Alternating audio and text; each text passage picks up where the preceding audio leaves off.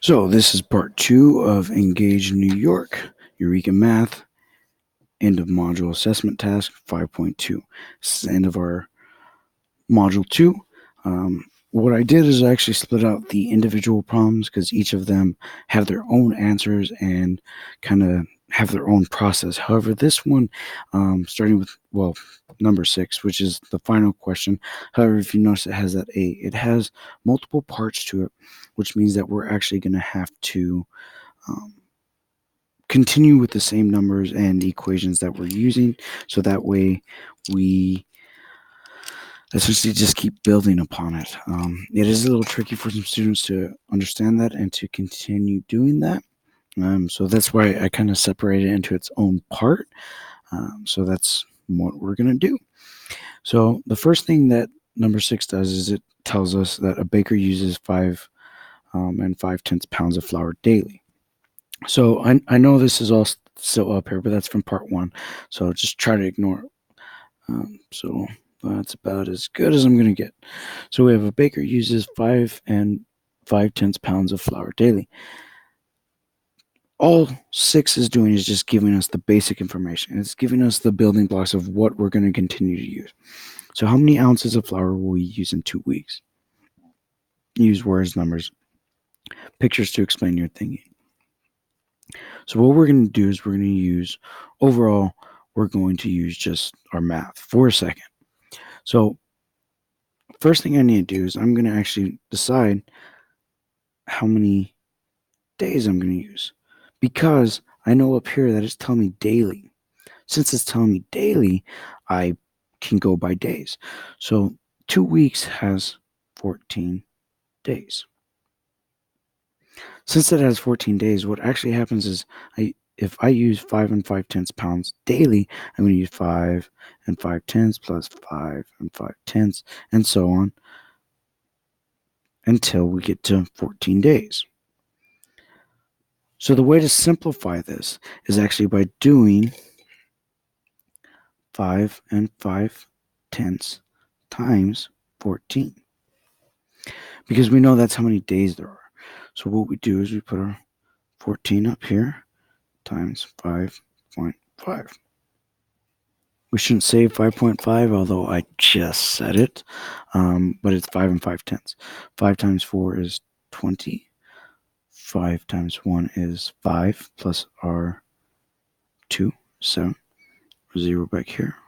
And since it's the same thing, we're going to go with 0, 7. Then we just add them up. 0 plus 0 is 0. 7 plus 0 is 7. 7 plus 0 is 7. So right now we have 770. However, if we look, we can see I seem to have lost my pen. That's natural, I guess. So if we notice, we actually have this decimal right here. There's not a decimal here, it's back here, but we can ignore this one for a minute. So in my original equation, I had 1 decimal. Because of that, I have to make sure that I have decimal in my solution and my product down here. So I'm actually going to bring that one over here. I'm going to see how many positions I have. I have 1/10. So this broke out is actually 5 ones plus 5/10. So when we multiply this part right here, we actually ended up with 70/10. So 70/10.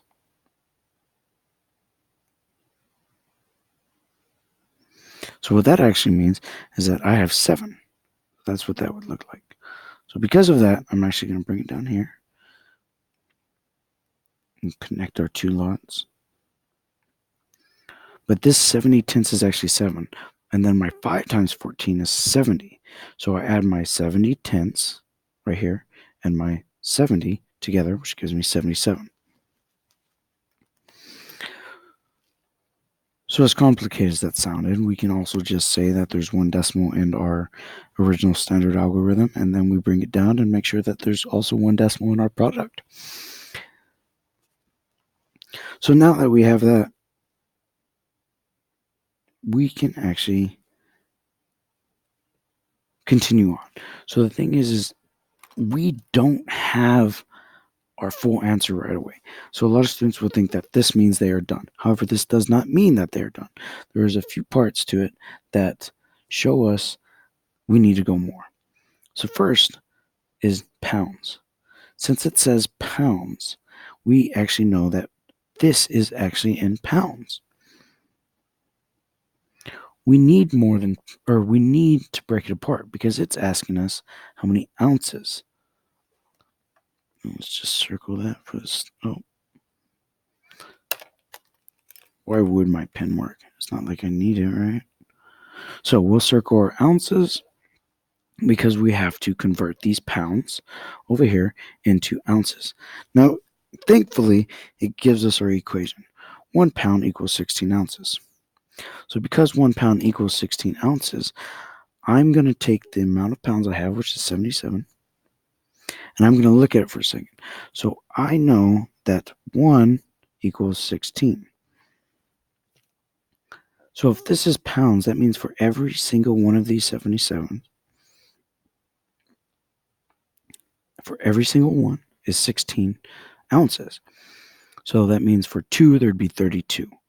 For 3, and so forth. So what I'm actually going to do here is I'm going to take that 77, and I'm going to multiply it by 16. Because what I'm doing is I'm taking all of these 77s, and I'm breaking them apart by 6, or taking them out by 16. So 6 times 7 is 42, 42, 46. 7 times 6 is 42, and 7 times 6 is 42, so 46. Oops, 46. That was weird. 0, 7, 7. Let's see if I got the right answer. 2, 3, 7. Wait. So that's 5. 1, 2, 3, 2. I don't know why that was so hard for me, which makes me very worried. But we did get the right answer, so that's good. That gives me some redeeming qualities there. But we have, so we'll bring it over here. We have 1, 2, 3, 2. However, this is ounces. So the baker will actually use 1,232 ounces of flour in 2 weeks. So when we answer, we actually need to say that. We need to say the baker will use, etc. We'll use 1,232 ounces of flour in 2 weeks. We know this because 2 weeks is 14 days. So I took the pounds used daily and multiplied it by 14 days to get the amount used in 2 weeks. And then I used that amount used in 2 weeks and multiplied it by ounces to convert it. That did seem a little long and drawn out. Something along those lines, if it can be simplified, would be absolutely fine. But I do just want them to understand that those are the overall process. So now what we're going to do is we're going to take this page, all these beautiful colors here, we're going to flip them over. So now if you look right here, it says B, which means that it is a continuation of number 6. So I'm going to go through a baker's recipe for a loaf of bread, calls for 12 ounces of flour. So I'm just going to go ahead and put that down real quick, 12 ounces. If he uses all his flour to make loaves of bread, how many loaves of bread can he bake in 2 weeks? So we know we're back to this 2 weeks again. And we have our actual answer. Because we have that answer, we're just going to bring it over. So we have that many ounces in 2 weeks. So we have that already. We don't have to do any more math for that, but we need to see how many loaves of bread it can make. So if I have 12 ounces makes 1 loaf, then I need to take apart this by 12. So simply put, we're going to divide. I have 1, 2, 3, 2 divided by 12. Now the reason we're doing this is because I have, for every 12 is 1. So I need to break this apart into increments of 12. And by dividing, that's how we do that. So 12 goes into 12 once, which is 12, 0, Now bring down. Now again, this is a problem that a lot of students have, is they tend to think that I bring this 3 down and then I bring the 2 down because 12 doesn't go into 3. However, because 12 does not go into 3, we got to add that 0 up here. Then we can bring down our 2. So that's going to give me 32, which is going to give me 2, 24, 8. So I'm going to have 102, remainder of 8. Now, in this scenario, we don't have to quantify it with decimals. I have told the kids that we're moving away from using remainders because as we get older, we tend to use decimal division.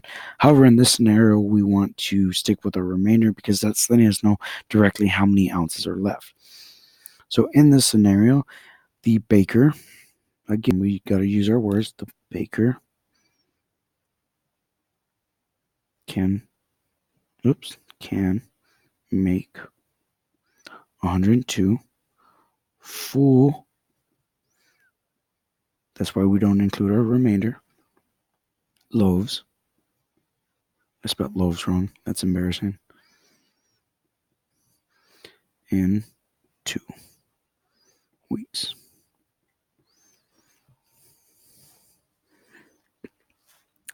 You're going to have to forgive my spelling on these or any of that because I teach math. There's a very reason for that. All right, so now let's move on. We can get away from my lame jokes. The baker sends all his bread to one store. Okay, so simple enough. If he can pack 15 loaves of bread in a box for shipping, what is the number? Oh, not a reading teacher either. What is the minimum number of boxes required to ship all the loaves baked in 2 weeks? Explain your reasoning. Okay, so he can pack 15 loaves. So we'll draw a little box.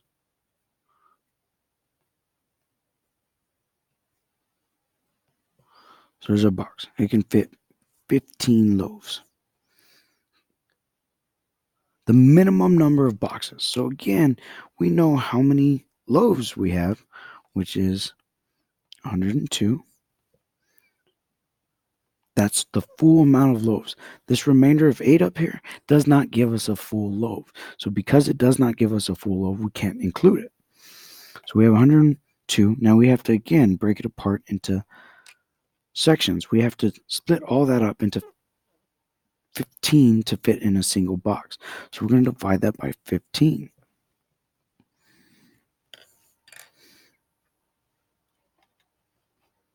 So we're going to take our 102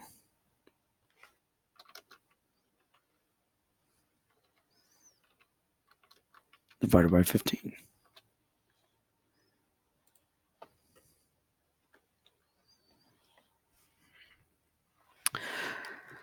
So let's see. We're going to take 15. I don't know my 15's times table. 6. Which gives us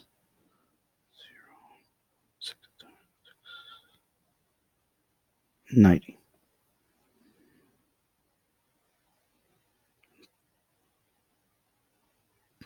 12. Okay. Sorry, I'm struggling today. So we have 6 with a remainder of 12. Let's bring that remainder up here. Now, you have to remember, the question is asking you to send all of the bread. So we can fill up 6 boxes. However, we still have this left over here. So that actually means we need 7 boxes. It is asking for the minimum number of boxes required to ship all of the loaves baked. So even though we can't fill up that box, we can put bread in that box still. It won't be all the way full to 15, but it'll still have 12. So 7 boxes is the least or minimum needed to ship all the loaves. Oops. And my light went out again. That's twice.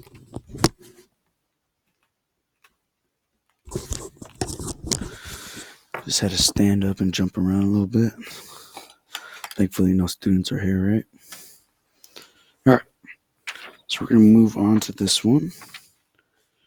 Again, we went from B to C. Now we're on D.